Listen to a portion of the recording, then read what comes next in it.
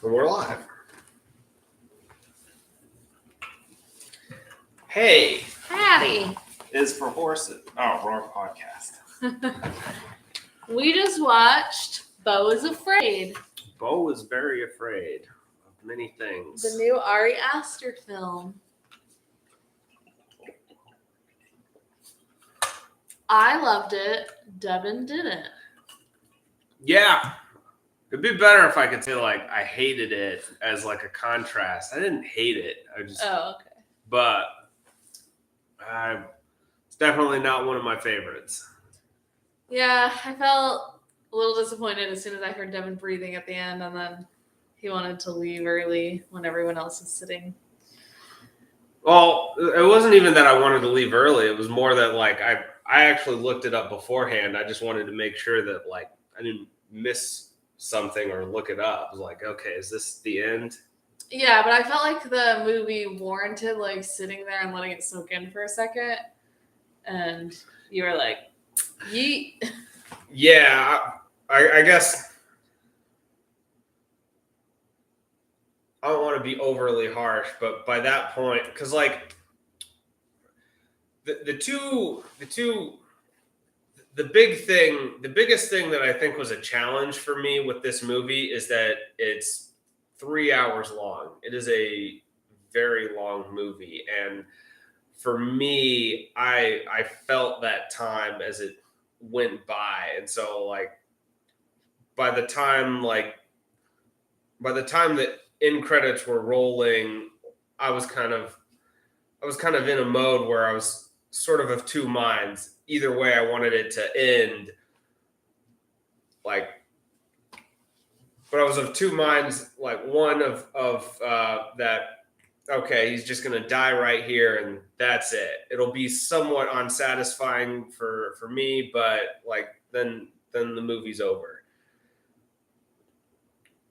Or like, something kind of shows up to kind of tie some knots up and bring what was like a very trippy, psychedelic, like hallucinogenic movie, wrap it all up and kind of show us like a little bit of like what was reality to some extent. Yeah, I guess it was hard for me because I loved it so much. It felt like as soon as I heard you breathing like that, it was like, oh, okay, we're not gonna like walk out of this theater excited. Well, I mean, you did. Yeah. I do think it was a 3-hour movie that felt like a 3-hour movie. I do miss, like, when I was a kid in Europe, there was, like, intermissions at the movie theater. Because this is a movie I really don't feel like there's a good time to go to the bathroom. Yeah. And because of the movie was set up with, like, the really clear, like, blackouts that I felt like separated the movie into 4 separate parts, I felt like this movie was made to have a fucking intermission. Well, I'd watch it again to see if maybe I was overly harsh, just because, like, I didn't sleep very well the night before, so maybe the length of the movie kind of made it difficult for me to soak in the parts that were a bit more slow burn and needed a bit more settling to them. Yeah. Attention to them. And then, like, I think spoilers, this whole thing will be spoilers. There's by the time we get about, I think it was about halfway through or maybe like 2 hours in, where the play started up, I started to notice that, like, oh, I gotta go to the bathroom. But I didn't want to leave because, like, now that I'm thinking about it, it was kind of a weird thing where, like, I didn't really feel afraid, or I didn't really feel any tension watching the movie, but I didn't want to leave at the part with the play because, like, oh, fucking Jeeves is running through the forest like a dog, if you will, and like coming after him, and like, okay, I can't leave now because like Jeeves is gonna pop up any second now, and like, And he did.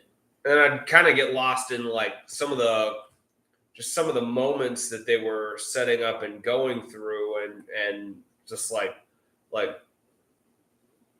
you know, it was, I guess I found it like listening to somebody else's acid trip on some level. I do appreciate that Ari Aster is so open about his acid usage, because sometimes you watch a movie, like I was talking to Devin in the car, and I was like, when I watched Finding Dory, I was like, this movie is a fucking acid trip. This movie is about an acid trip. And when I'm separate, I can be like, okay, maybe it wasn't made with an acid trip in mind, even if it feels resonant of that. But this movie was made by acid lovers for acid lovers. I feel like this was a fucking acid trip ass movie. Yeah. It was like psychedelic and like time warping, like you get lost in pieces of it, but then like, and like it's like crumbling anxiety, and then it's like something so silly that you just like makes the whole theater laugh, like the attic with the like giant dick in it, Oh yeah. or the the woman like die, like when he looks up to her and she's fucking dead on top of it. Like, Yeah. The fucking like a reversal of the scene that his mom had described with his dad. I thought that was funny. I was kind of waiting for that to drop, like when they were having sex and he was realizing like, oh, I'm okay. I'm like, oh, so she's dying of a heart attack here. Not a heart attack, so weird. Who knows what happened to her? Holy shit. I did think the movie, especially that first whole part within his apartment, felt like an Aronofsky film. And so I wonder, I haven't like looked it up, like if Ari Aster has like talked about being an Aronofsky fan, but also I felt like the scene with the boat at the end felt like maybe a bit of an homage to the Truman Show, especially with the like, oh, your whole life is being filmed. Yeah, I got some impressions of that too. Yeah. Like a Truman Show. Yeah. I did think like, I didn't think it was interesting with some of the like there was continued symbolism over him being watched, him being in a courtroom and being like judged, and water kept showing up everywhere. You know, like the Which pills. Is part of why I was like acid trip. I guess. Yeah, actually, because like I do remember that like go through some fucking water.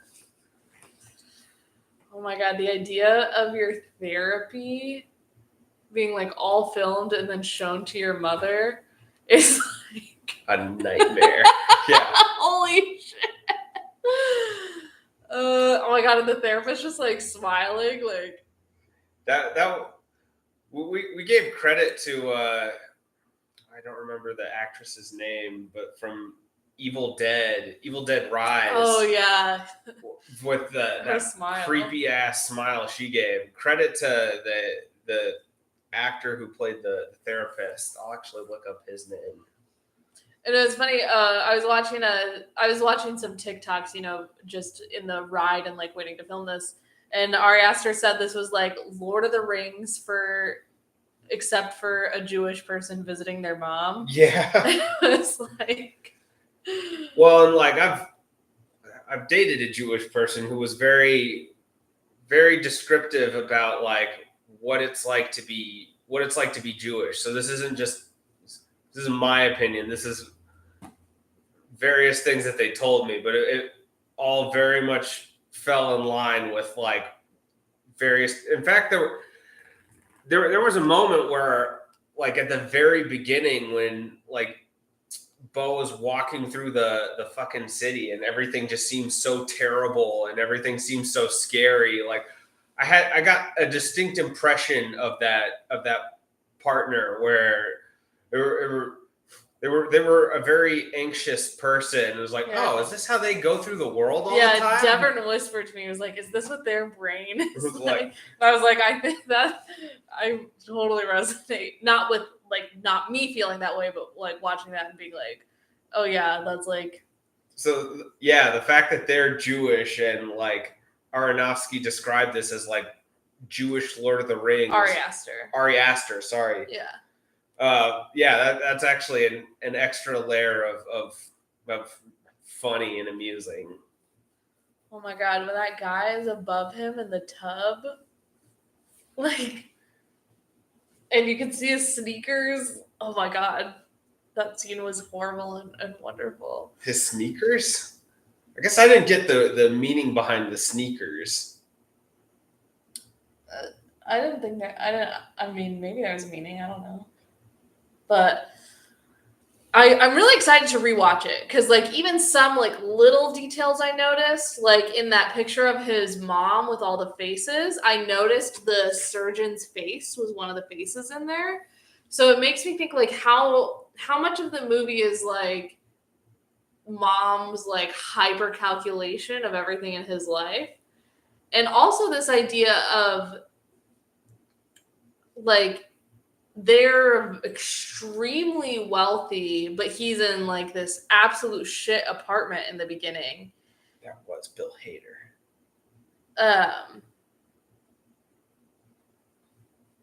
And so I was like, I definitely had this confusion of how did he get away from his mom long enough to go be in that apartment?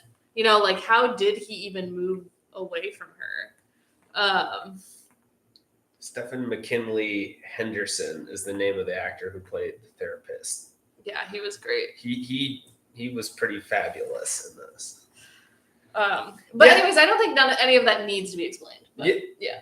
No, I was curious about that too. Like, well, I guess just naming the other thing that kind of took me out of the movie,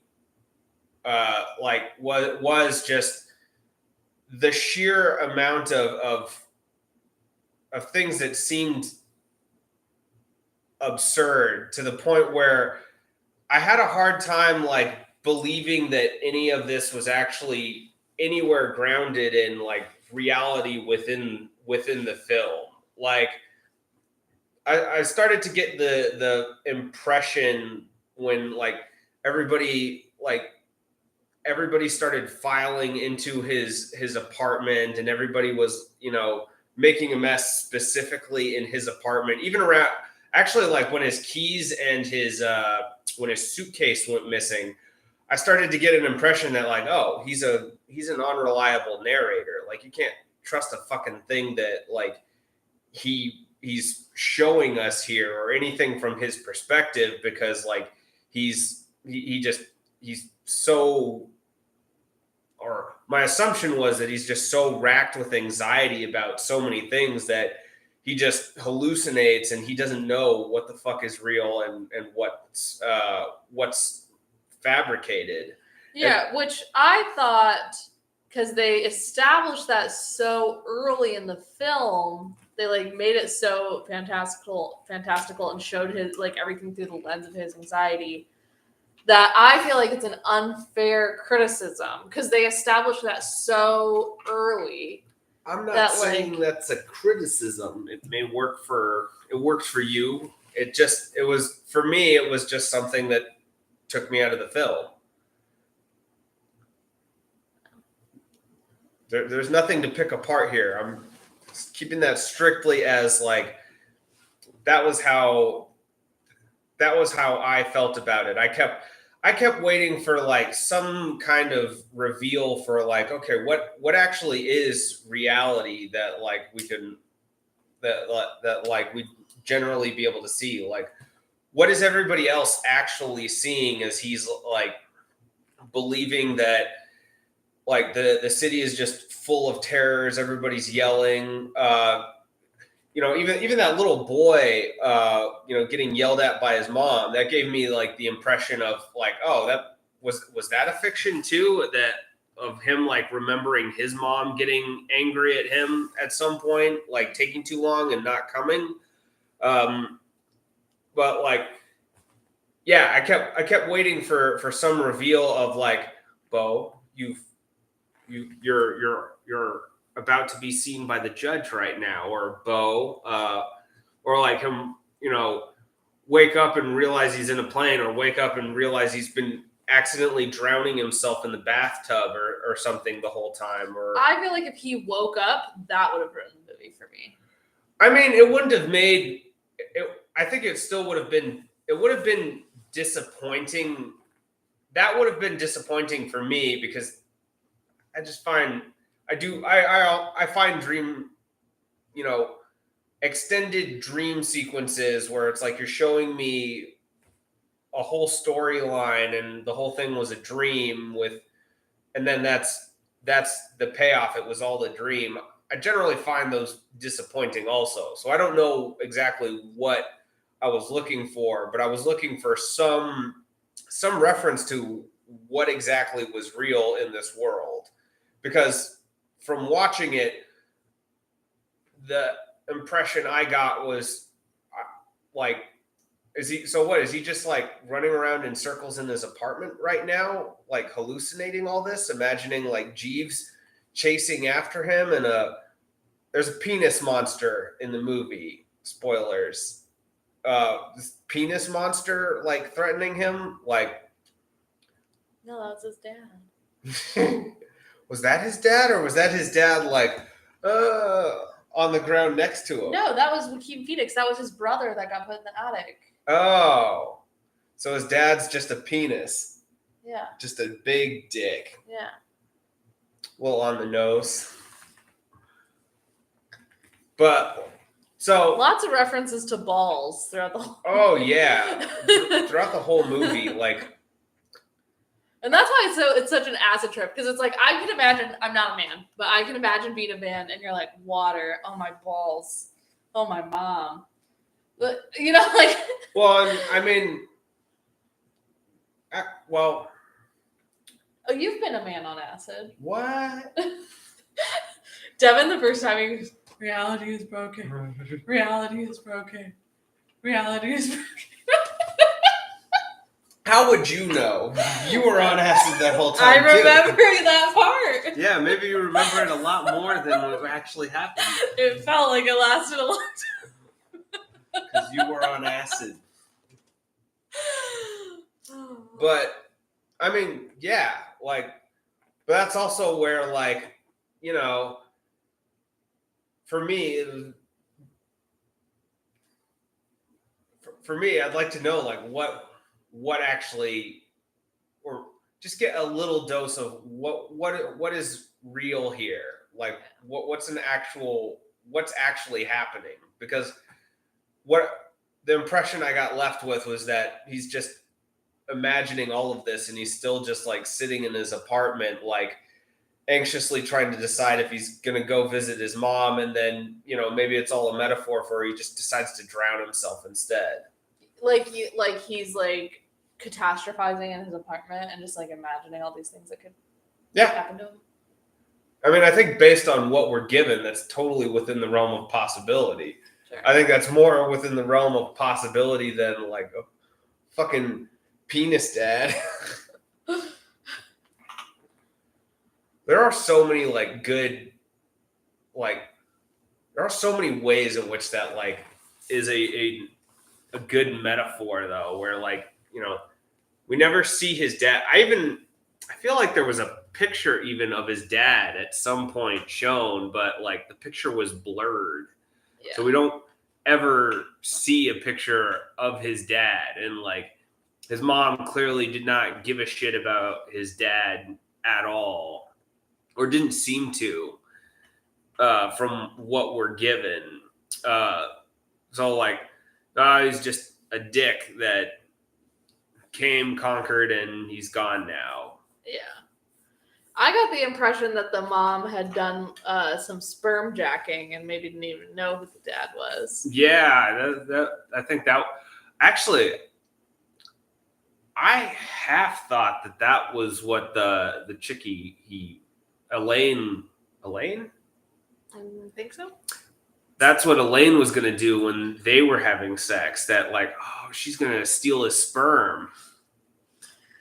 Oh my god, that was just one of the greatest moments in cinematic history. Well, that's where I want to be clear. Like, I didn't hate the movie because it definitely kept me entertained. I just wish it had been a little more condensed with how it did it. And I would watch the movie again. I would actually watch the movie 2 more times. Once more to try and like okay. Because Ari Aster does do a really good job of giving his movies a lot of rewatch value. Yeah. Like Midsommar and Hereditary have lots of like good details. I would almost here and say there. infinite rewatch value. Yeah. I don't know about that. Like, But, I wish I could read every single thing written on any wall. You Yeah. know, like, I want to examine every picture. but for the second rewatch, we rewatch it on acid. I could just take some mushrooms. Either or. Yeah. But yeah, that might be the true way to like, oh, now I get it. Well, I think the way to rewatch it is to watch it at home and pause it and rewind it over and over again. The scene with the play, that like was my favorite sequence in the whole movie. Like a whole lifetime of stuff, like this life that he never lived. I loved it. I guess that's a good example of where like I kind of got taken out of it because like I kept watching that for like where is this going? Because like I could tell that like that bit was that bit that bit was fake. Yeah, it was incredibly overt. So it's like, where's this going? What is the point of this whole spiel? And then at the end, he wakes up and like he's just standing up there and he's been imagining it the whole time. Yeah, which also leads to like, you know, brings me back to my assertion that like he's probably still back in his apartment, just like, God, I don't want to go visit my mom. Oh my god!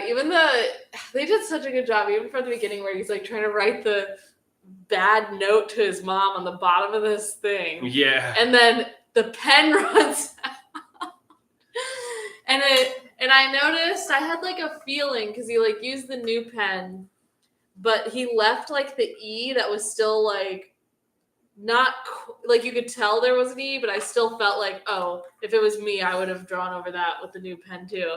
And like, even though this movie wasn't psychedelic at all, like, wait, what? Oh, you're talking about a different one. Yeah, like some of it gave me like Uncut Gems vibes. Oh too. Yeah. This just like anxiety every second.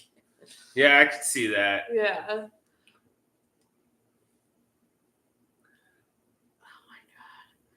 Well, and then I didn't notice this while watching the movie, but on a TikTok later, I noticed like while he's trying to run to the convenience store to get water as fast as possible, the guy, when I'm watching the movie, it's like there's a guy chasing him, you know? But then when I was watching the TikTok over and over, the guy's saying, help me, help me, help me. And it's like, yeah, like, oh, what is he desperate for?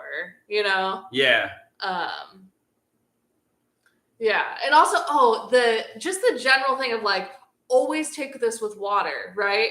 And then he takes it and he's like, well, how bad could it be if I can't get water? You know? And then he's like Googling it and like the intensity of like, well, I take most pills without water. Like, how bad could it be to like, this person died because they took the pill one time without water. Oh. You know? Was that on the screen? Yeah, I just yeah. said like always take it with. I just saw always take it with water. Oh no, like an article where the headline was like this person died. Yeah. Yeah, and that's when he starts freaking out. Well, he was already. He was that whole. You're describing that scene as though like, oh well, you know how bad. No, it was more like, shit, I'm out of water. Shit, the sinks aren't working. Shit, my tub. Am I gonna die? Should I go out? No. I mean, maybe it's not that bad. Maybe it's not that bad. And it's funny that whole part was putting in my body because I was like kind of nauseous and I had a headache, you know, and I was like, oh, I didn't really eat very much this morning. Am I nauseous and have a headache because I haven't eaten? Am I nauseous and I have a headache because I'm tired? Am I nauseous and I have a headache because I'm dehydrated? Is it because of this movie? How long have I been nauseous and dehydrated? Do I remember? Like, how long would it take me being nauseous and dehydrated for me to be like, I've been nauseous and dehydrated for so long, or nauseous and have a headache for so long, I should go to a doctor. It made me, I was in my like chubby emu was in my head, you know, like, yeah, like the movie had me in my head, like, how long could I die by the end of this movie? Like, no, I should just like chill out and watch the movie. So the movie had you full on like tripping with anxiety. Yeah, I had anxiety watching it. And see, I liked the movie. I didn't find it scary at any point though, because like there were, and again going back to like so much of it just seemed so overtly like a hallucination to me that like I couldn't be afraid or feel any real tension at any of the parts. Like when the guy's over the tub, it's like, well, what's gonna happen here? That's obviously fake. Like, oh, that gave me a lot of anxiety. I said, like his sneaker slowly slipping. Like I was like, oh. Oh yeah. And his sweat dripping into Joaquin Phoenix's face. I was like. I mean, for me, it was like, okay, are we gonna wake up from this hallucination at some point? Oh my god! That's where I'm really interested in this movie is for the symbolism and for like the little breadcrumbs of meaning that I think are probably going to be like littered in this film. Just because like this is very much I think an artsy sort of film. There's no other, like the comparison I would make is almost the Menu, where like if you don't get it or something about it doesn't resonate with you, like you're probably not going to care much for the film. Yeah. But like once you kind of get like what the whole, like what is this movie actually about? Like obviously it's about Beau has massive anxiety and probably Ari Aster has a major relationship issue with his mom too. I bet Ari Aster has anxiety. I'm gonna quote Max on this. like that's very common among Jewish people. was what Max often said. Yeah. Yeah. Like I got major like Max vibes from this. Well, it's funny. I think that feels common and like commonly depicted, but I also had a Jewish lover for years who was addicted to morphine, but was mostly chill vibes. And yeah, like I said, I don't know. I'm only referencing like what Max said just because like I got major vibes from them, and like, you know, a major part of their identity was being Jewish. They were very attached to like their Jewish heritage.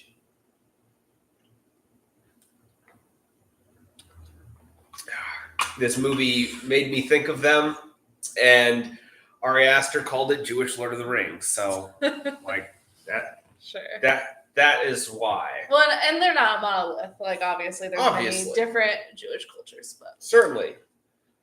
Oh my God, when the girls had him in the back of the van and he's like trying to ask questions and he's just being ignored, and that was another bit where I was like, what the hell just happened? Yeah. Like, because then all of a sudden he just appears back on the couch. It's like, wait, so did they not take him? What? Who's this friend? What? Man, he was driving me nuts. Like the girl looking for a toothbrush, she's like, "Did he use my fucking toothbrush?" And it's like, you get a new toothbrush. Oh. You look like you can afford a new toothbrush. I feel like she had a right to be stressed out. Yeah. Especially as a teenager and stuff. But well, and everything about that was weird.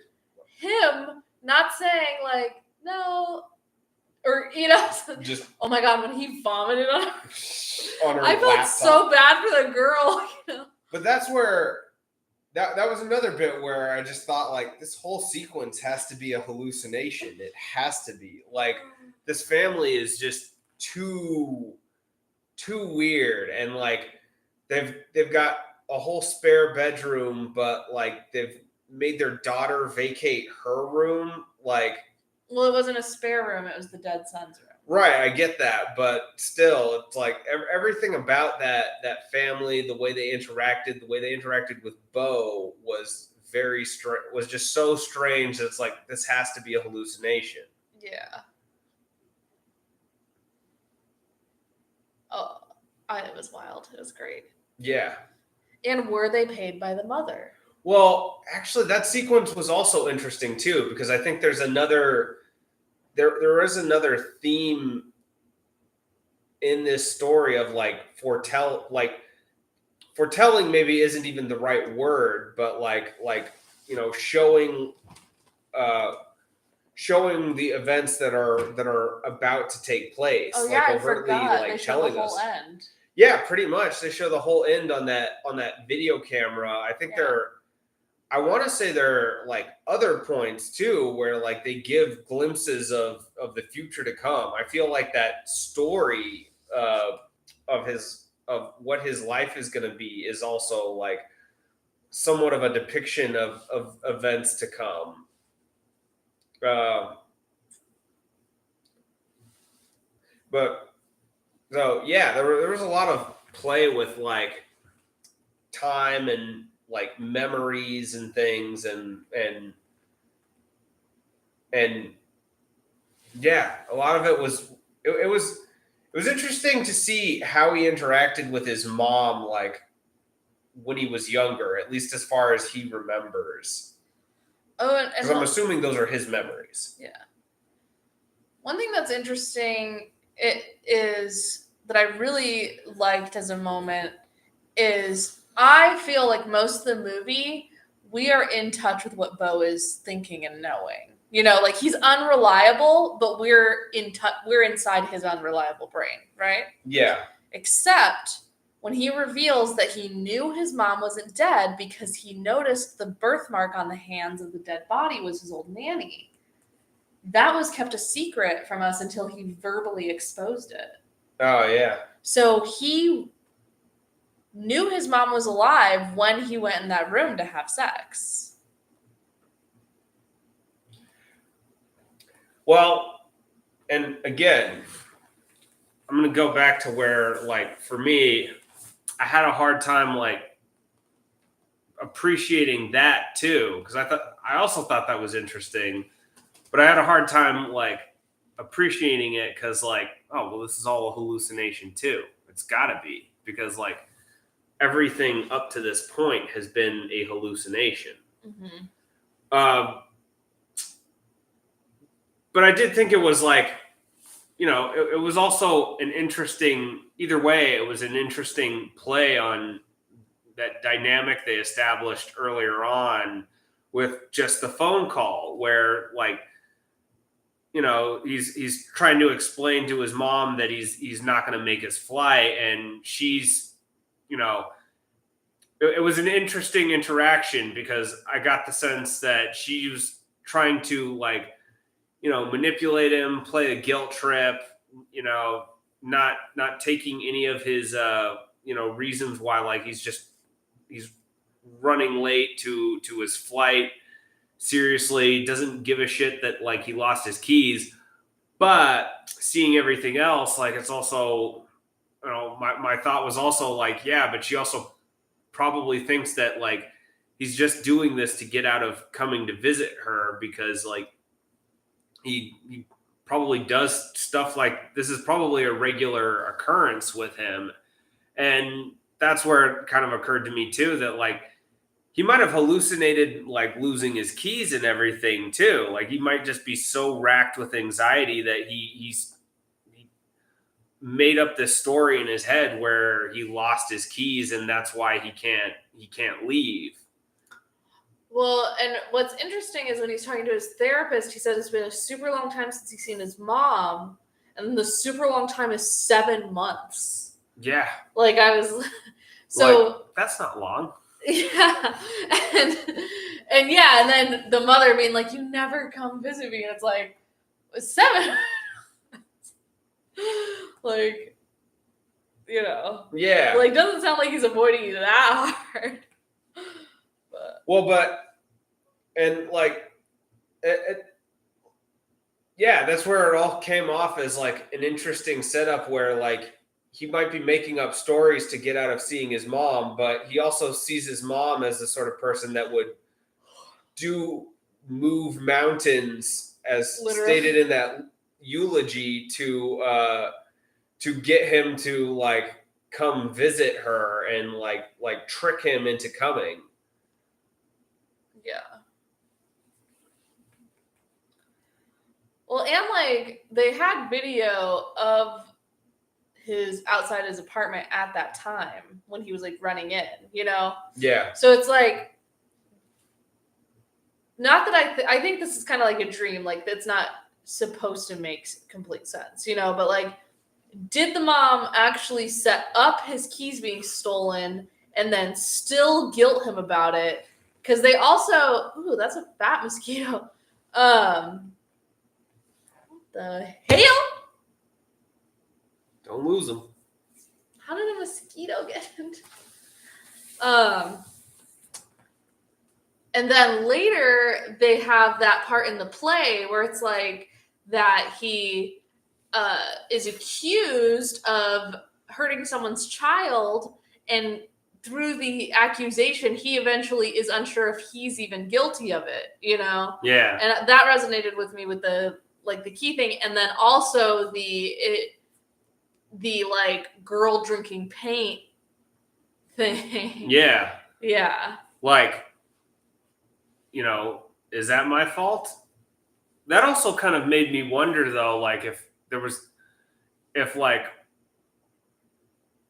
part of the courtroom hearing was going to be that like maybe he's done some bad things in his anxiety. Like maybe I felt like there was a bit of illusion that he might be what was the term for that murderer, the birthday stabber, the birthday boy stabber. Yeah.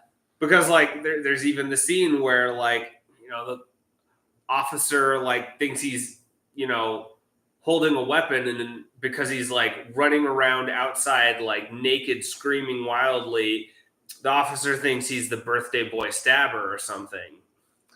Oh, I did think it was interesting, that scene with the police officer, which I completely forgot about until you just brought it up. And it definitely had me thinking of like, if the police has a gun pointed at you and is like clearly having anxiety, freaking out, and you're doing what the officer is saying and it still feels like he's gonna shoot you. Yeah. When is the moment where you're like, I'm actually more safe not following the orders and running away than I am here standing frozen? Yeah. And like that was I just thought like a really interesting or good depiction of like that choice in that moment. I also thought it was interesting too, because again, he's kind of an unreliable narrator, and so he like perceives. I think part of his thing is that he perceives threats, everywhere where there may not be any threat, and that interaction was driven, not just by the fact that oh, I can trust the police, but by his perception of how scary the police could be. Mm-hmm. I also thought it was really interesting when he was sitting on the fire escape outside of his apartment watching the party happening inside. That construction worker didn't bother to hey, fuck out of here. Yeah, that was funny. And just started drilling over him. There was people having sex in his apartment on his bed. I did notice that. And it was like, he has never done that. And if he's that afraid of coming, it's possible he's never even masturbated. Because it's like, if you come, you will die. Yeah, that's a good point. Yeah. Although, I kind of that bit also kind of made me how does that work though? I feel like he would have already died of a heart attack if that was the case. With all the shit he's freaking out over, how does this guy survive if he's got a heart murmur like that? Well, and then in the play, there's the thing of and she was your wife and you had sex, but he doesn't experience, it's just verbalized, Yeah. And then of course there's the part where he's talking to his sons and he's like, I never had sex. And they're like, well, then how the fuck do we even exist? And then it was a stop of and then he comes back to reality. Yeah. Yeah. Oh my God, that part in the play where they're and sometimes you look at her and she looks like a man. I think it was funny that there's a picture at the mom's house of her mom, his grandma, and she looks exactly like his wife from that play. Yeah, and definitely in the play, you're oh, that wife looks a lot like his mom. Yeah, there were a lot of illusions that any potential female love interest looked like his mom. Well, yeah, I did not think that Elaine looked like his mom. I did. You did, but yeah. Just close enough. She's close enough where I could buy I could have bought she's a younger version of her on some level. And I do wonder if the person in the attic is a genuine twin that was forgotten about, or any parts of him that were allowed to be curious or allowed, if it was a shadow self, essentially. I mean, I think more likely it's a shadow self. Mom even says verbatim, you idiot, that's not, that wasn't your brother. That was a memory. That was your memory. No, she says that wasn't a dream. That was a memory. So it could have still been a memory of him. Oh, yeah, I guess. Her brother, yeah. I guess, but again, I think it was all a hallucination, so I think shadow self is more likely. Yeah. Oh, I loved the movie. I loved it. Not as much as I loved Midsummer, but boy. And I was texting my friend Josh because I really liked Evil Dead a lot. But I texted that I'm really glad I saw Evil Dead before I saw this movie, because if I saw this one first, I think I would have been disappointed with Evil Dead. Because this movie was a great little Benzie brain massage. I loved it. I feel like I just don't. We talked a bit about this, and it is kind of strange that I don't resonate more with Ari Aster, because I do think that I don't quite I just don't quite resonate with a lot of his films, and well, I guess 2 out of 3, because this one a lot of it was just kind of lost on me. Even You even pointed out, like, I would think you completely like get into this with because it's all like you know, mommy issues. it's all mommy Devin has a lot issues. of. I have mommy issues. I'll leave to somebody else to figure out if it's a lot. But like, despite and like, funny enough, Hereditary was a lot more focused on mommy issues as well, and Hereditary also just didn't jive that well with me. Mainly, again, I didn't hate the movie, but it was mainly the end that kind of took me out of it. Mm-hmm. But I do think he also kind of that one is the most. That's a horror movie. I'd say Midsummer was a horror movie. I mean, they're all horror, but like I feel like Hereditary was a horror movie more than any others. I think you just like Midsummer too much that you don't accept that that's a horror.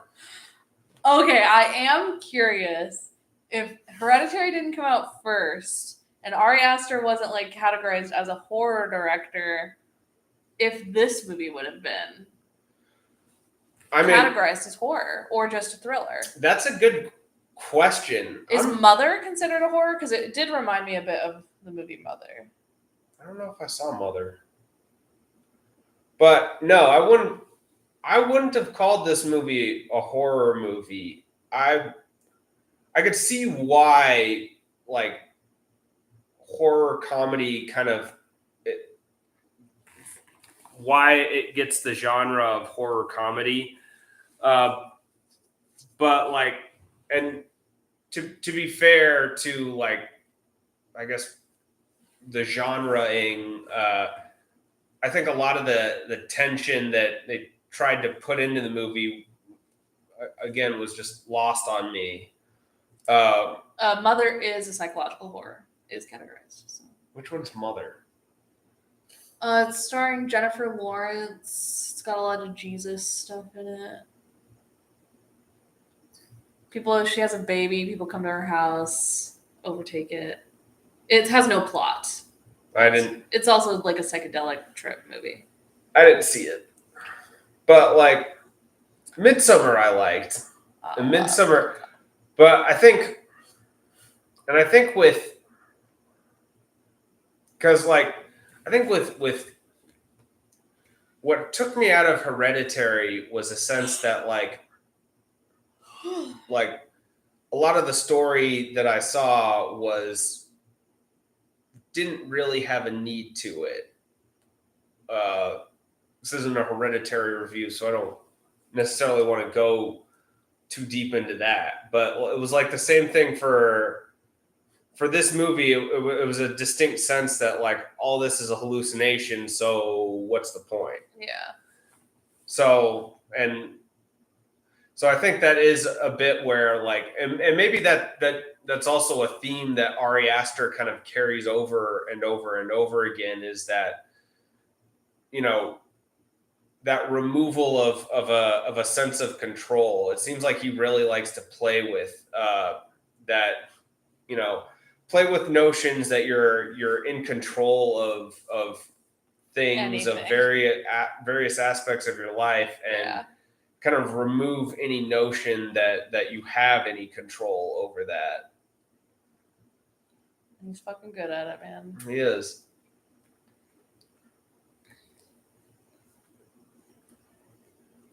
Some of the shots were good, like that fucking intro birth scene. I was like, how'd they do this? How'd they come up with this? Like, did they? Because I don't know what it would look like.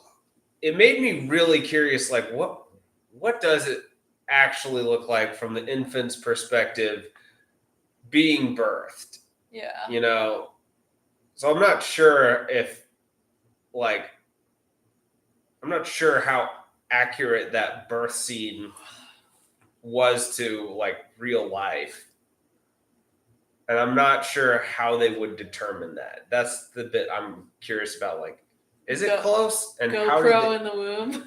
That's the only thought I can come to. Like, they're like, how else would you do it? Like, I thought the kid did a good job. Oh yeah. Yeah. It was interesting too. I saw like a red carpet interview with him where he had like a full face of makeup and cute earrings and stuff, and I was like, ooh, that's like very different than the character. So the scene of as a like young gal who was like sexually knowledgeable way before the time that's appropriate. I did resonate with like the cruise scene. Like I've never been on a cruise, but definitely like as a girl who like knew about all this stuff and was excited about that stuff, finding boys my age that were like very confused was like cute to me at that time. Like telling I remember being on like a church van one time. You mean you've never even considered? And explaining to a group of kids what a blowjob was because none of them had ever heard the word blowjob before. And I was like, "Oh, you don't know what a blow? Everybody knows what a blowjob is. Like, you guys are so behind." And just like, and I thought everybody was like interested in the conversation, you know, and maybe they were, but then of course my mom it's at some point was like, "Oh my god, did you tell a bunch of kids what blowjobs are? Like now we can never go back there." And I was like, "Oops." Oh, yeah. Like that wasn't exactly what happened in the movie, but I guess I like resonated with that feeling of like, Dealing with the awkward boys. yeah.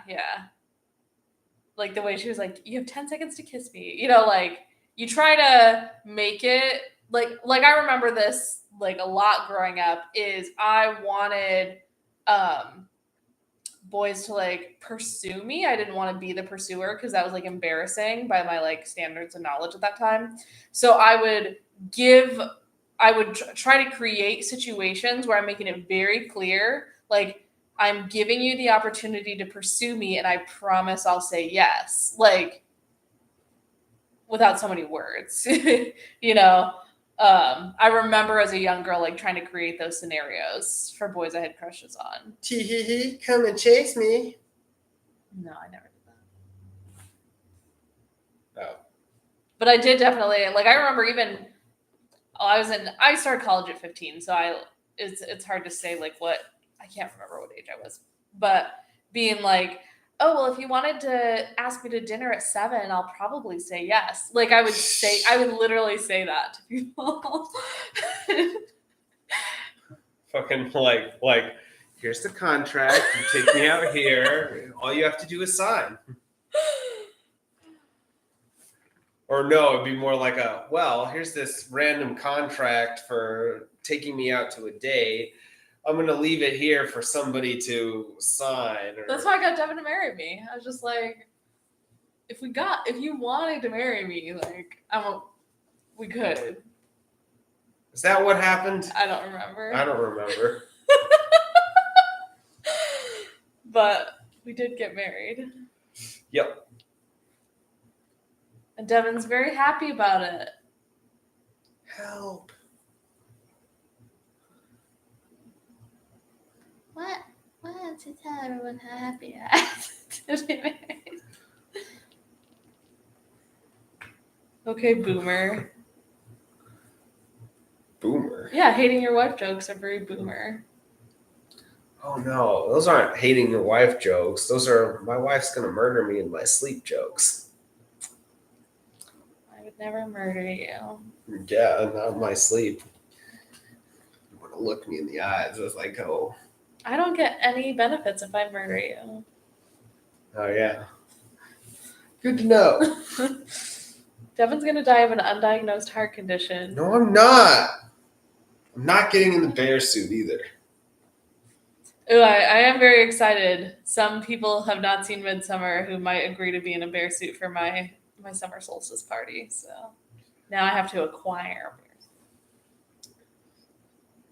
Because Devin refuses, even though it'd be great for my party. I'm not gonna do it. I've seen the movie. Okay, but back to Beau is Afraid. What else was cool? What else? I think it was funny that like Joaquin Phoenix kind of does seem to be falling into like a bit of a type. Like A loser.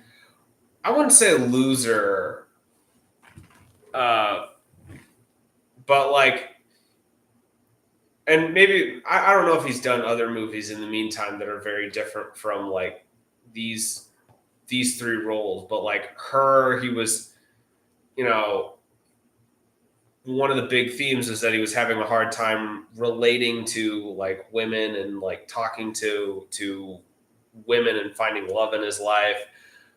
And then Joker, that was obviously a big theme of that movie. And then, you know, mommy issues with that movie as well. And now with this one, you know, mommy issues and a rough love life. Yeah.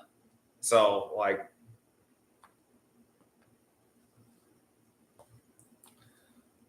yeah, I wonder if he's like if he's going for a particular type.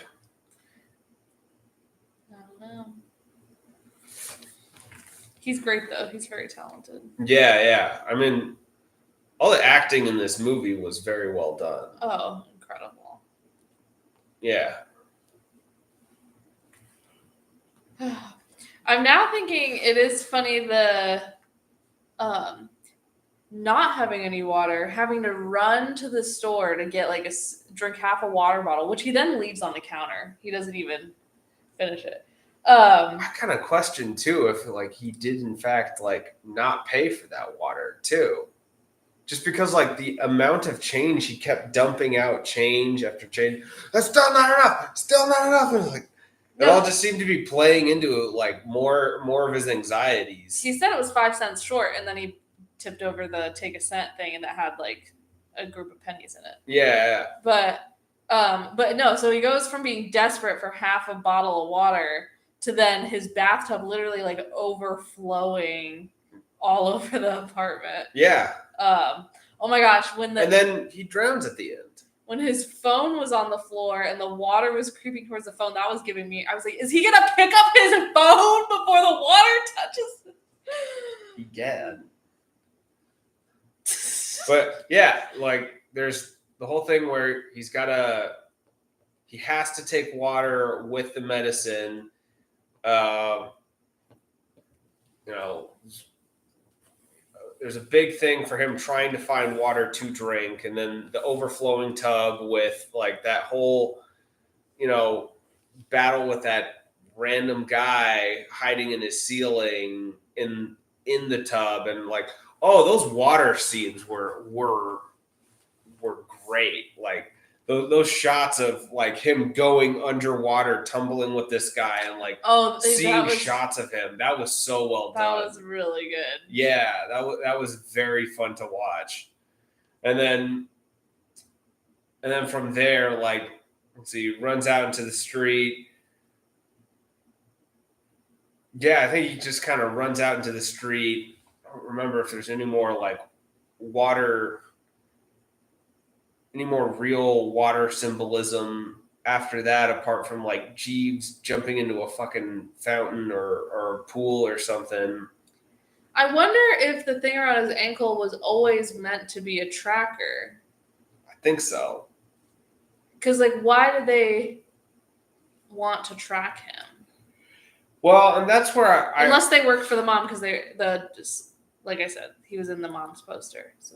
That's where I wondered though, like, is this all like him hallucinating as he's being like, as he's under house arrest for something, or like, is he under like criminal psychiatric evaluation of some sort? Like, well, there's so much about this that's just so weird, and like, you know, the overt messages to confess.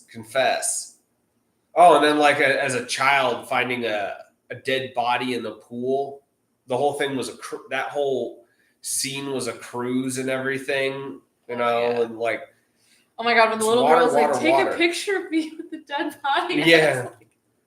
Was it a dead body or did she say like Greg? He said that she said the name, but Yeah.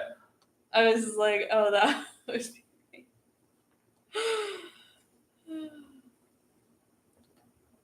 That's great.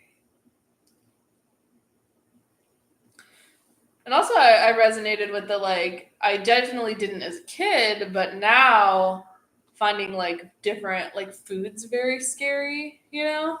And so when she was like trying to get when she was trying to get him to eat the foods, and it was like, well, that has that, you know.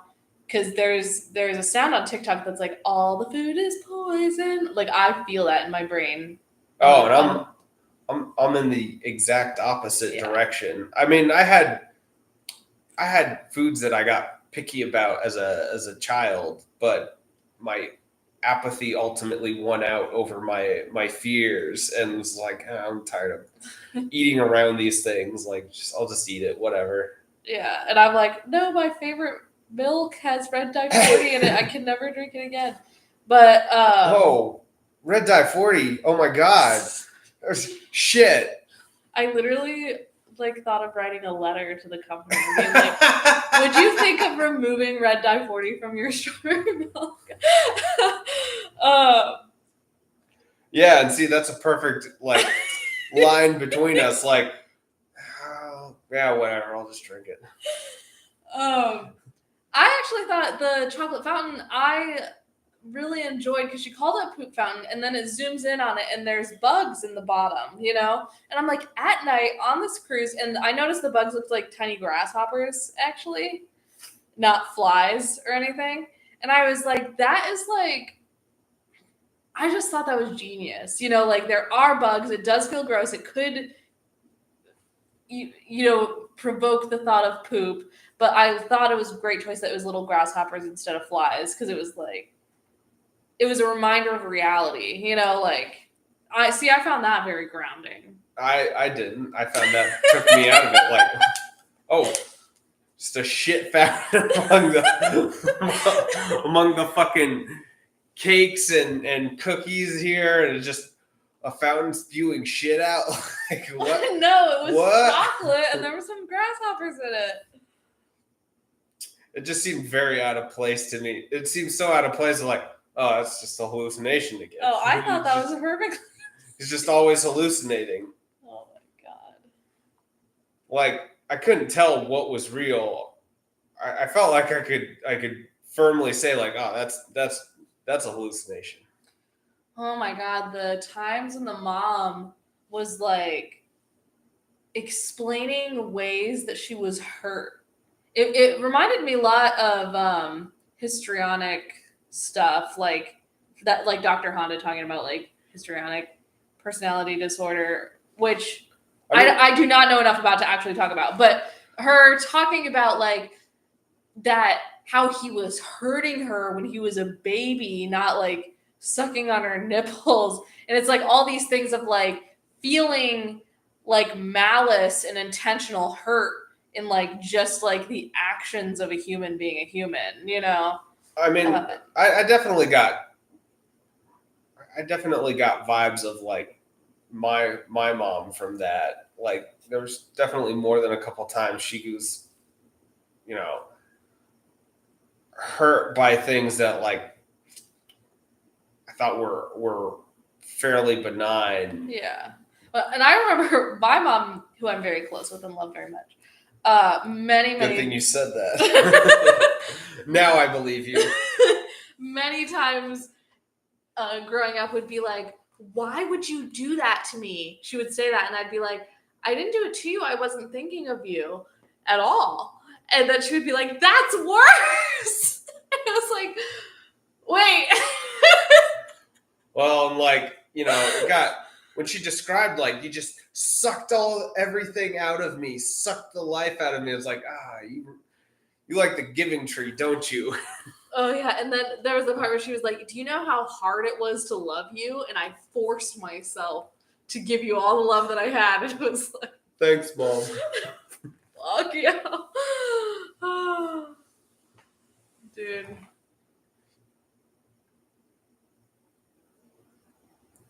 Which which I think is a consequence of people who like societal pressure to have children. Actually, I thought it was more than that. I thought it was funny that she pointed out all the ways that like her mom abused her as a child too. Because you mentioned that with your mom, but it's like the pendulum swing. Well, and like I know with my mom, she had a rough time growing up, and so like it's one of those things where it's like, I treated you way better than my mom treated me. Yeah. Well, and specifically, not just better, but like opposite, right? Like, well, her mom. How opposite? I think would be a fair question. Yeah, but I do think that's the thing. People do try to correct for all the things they didn't like about their parent, but then can accidentally make mistakes from the other side by like overcorrecting. Well, and with her, like there were clearly like issues of there seemed to be issues of like instilling fear about every little thing. Probably what would be the word? Probably smothering him a bit. Over nurturing, and then getting pissed over like normal child things, or like you're getting pissed at your 5-year-old for not wanting to get in the tub and asking questions. Like, it's a 5-year-old. Yeah. When it reminds me, I'm not like a Jordan Peterson fan, but that I do like that quote from Jordan Peterson about like not letting your kids do stuff that make you hate them, Yeah. Because it is like, if you feel like I am miserable and I am sacrificing every second for you, then it's infuriating when your kid isn't like paying you back, right? Yeah. But like, so that's why, even though we're not parents yet, like there's a thing of, you gotta keep yourself intact, because you can't, if you sacrifice everything, your kid will never sacrifice everything back, They won't be able to. Yeah. There's no goddamn way. Yeah. So. But also, like, I don't think that's a good lesson to impart either. Like, I don't think that's a good skill set of like, I will sacrifice everything for you. Yeah. Well, and also it's funny to me when I think about like, this is a generalization. Parents that are like, I will sacrifice everything for you, right? But then they really want grandkids. So what you're essentially saying is you are allowed to enjoy your life for maybe 35 years. Like, I'm sacrificing everything for you to do what you want for like 15 years, right? And then you better sacrifice everything to give me a grandkid who then will only enjoy like 15 years of freedom, like, yeah, it is kind of funny that like the expectation of that continuing, yeah, and all that stuff gets really weird and creates movies like Beau is Afraid. Well, we'll probably do another episode when we watch it again. So for now, Beau is afraid and we're afraid. And thanks for joining. The Holler Horror Hour! That scared me.